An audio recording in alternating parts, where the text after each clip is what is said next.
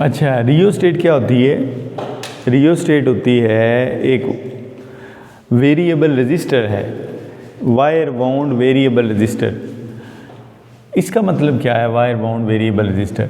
ये इस तरह से एक मैगनीन वायर होती है, मैगनीन की बनी होती है, और एक प्लास्टिक का कोई सिलेंडर हो, हमारे पास पड़ी भी हुई है, मैं आपको दिखाऊंगा इंशाल्लाह, कल दिखा देंगे आपको।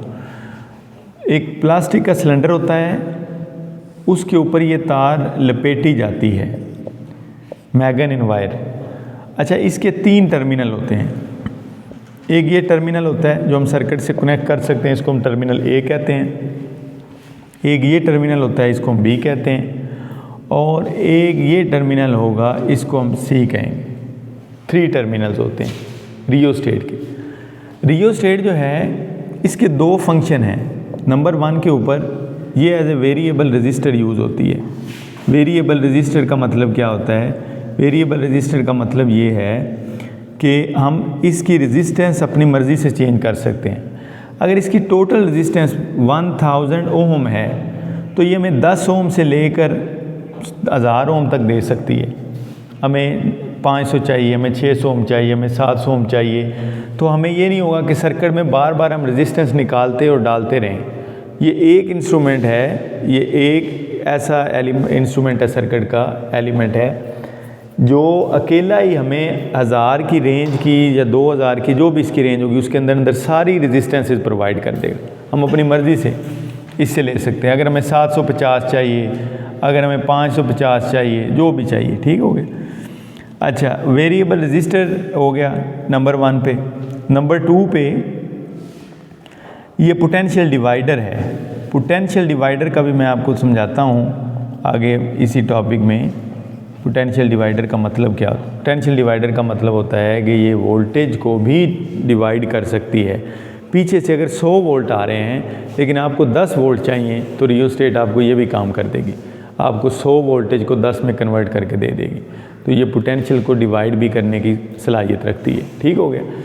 अच्छा, एज ए वेरिएबल रजिस्टर थोड़ा सा इसको अंडरस्टैंड कर लें इसका पहले, फिर हम पोटेंशियल डिवाइडर की तरफ जाते हैं। इसमें मैंने बताया कि 3 इसके, अगर हम इसको ड्रा करें, सिंपल इसकी डायग्राम ड्रा करें, तो ये रजिस्टर है, वो दरमियान वाला मैगनीन वायर है, ये हमारा टर्मिनल ए है, ये हमारा टर्मिनल बी है, और ये उसके ऊपर स्लाइडिंग कॉन्टैक्ट सी है। इसको कहते हैं स्लाइडिंग कॉन्टैक्ट। ये ऊपर मूव करता रहता है। ठीक हो गया। स्लाइडिंग कॉन्टैक्ट सी जो है, ये इसके ऊपर मूव करेगा। अच्छा, अब क्या होता है? होता ये है कि हम इसको सर्किट में लगाते हैं इस चीज़ को, तो ये हमें रेजिस्टेंस कैसे वेरिएबल रेजिस्टेंस के तौर पर काम करेंगे। ये हमारे पास एक सर्किट है, ये इसकी बैटरी है, यहाँ पे हमने इसका एक स्विच भी लगा देते हैं, और ये यहाँ पे मैं रियोस्टेट लगा रहा हूँ। ये वो स्लाइडिंग कॉन्टैक्ट सी है, ये टर्मिनल ए है, ये टर्मिनल बी है। ठीक हो गया। ये अब इस चीज़ को मैंने उठाया है और इस सर्किट में लगा दिए। अब सर्किट में वो किस तरह से एज ए वेरिएबल रजिस्टर के तौर पे काम करेगी,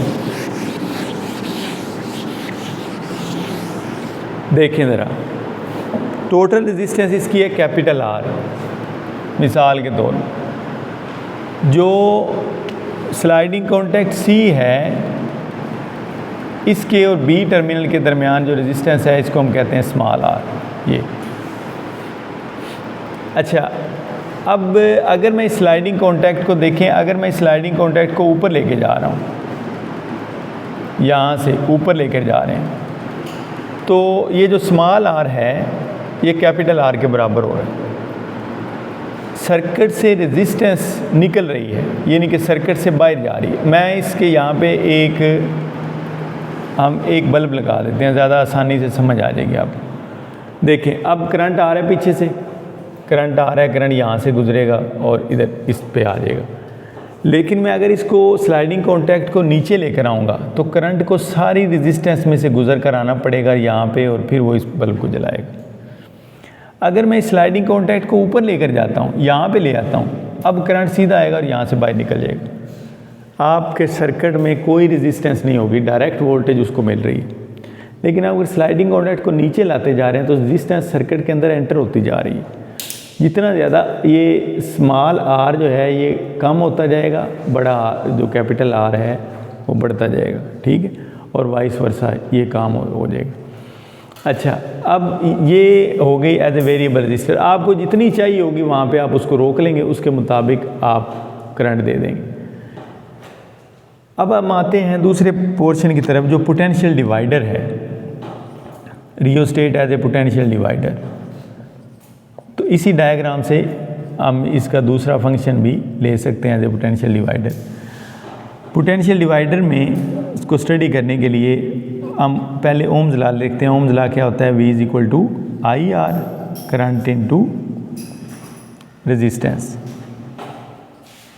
अच्छा, अब ये देखें कि हमें चाहिए पोटेंशियल डिवाइडर का मतलब पहले समझ लें। पोटेंशियल डिवाइडर का मतलब ये है कि हमें आउटपुट पे ऐसा पोटेंशियल चाहिए जो इनपुट पे नहीं है। मसलन इनपुट पे मिसाल के तौर पर 100 वोल्ट आ रहे हैं, हमें आउटपुट पे 100 वोल्ट नहीं चाहिए। आउटपुट हमारी C और B के दरमियान मिल रही है। हमें आउटपुट पे चाहिए 40 वोल्ट, हमें आउटपुट पे चाहिए 30 वोल्ट। तो उसको हमने कैसे एडजस्ट करना है? हमारे पास मैं जो ये यहाँ पे ओम्स लॉ लिखा है इसको मैं लिखूँगा VBC। VBC का मतलब है इन दो पॉइंट्स के दरमियान जो वोल्टेज होगी। इन दो पॉइंट्स के दरमियान जो वोल्टेज है वो एक तो करंट I होगा मल्टीप्लाई इन दो पॉइंट्स के दरमियान जो रेजिस्टेंस है वो क्या है? Small r। इसको स्मॉल r ही रहने दें। अब ये जो I है, I को हम लिख सकते हैं V over capital R, Ohm's law. क्योंकि करंट जो है पूरे सर्किट में सेम है इसलिए हमने ये V लिखा है ओवर R। ये वाला V जो है ये वो है जो करंट दे रहा है पीछे से, ये वाला V बैटरी, ठीक है। तो ये हमारे पास आ जाएगा, इसको हम लिखेंगे VBC, I की जगह पे लिखेंगे V ओवर R साथ स्मॉल r। अच्छा, ये अब इस VBC बराबर आ गया है V ओवर R। अब ये क्या चीज़ है?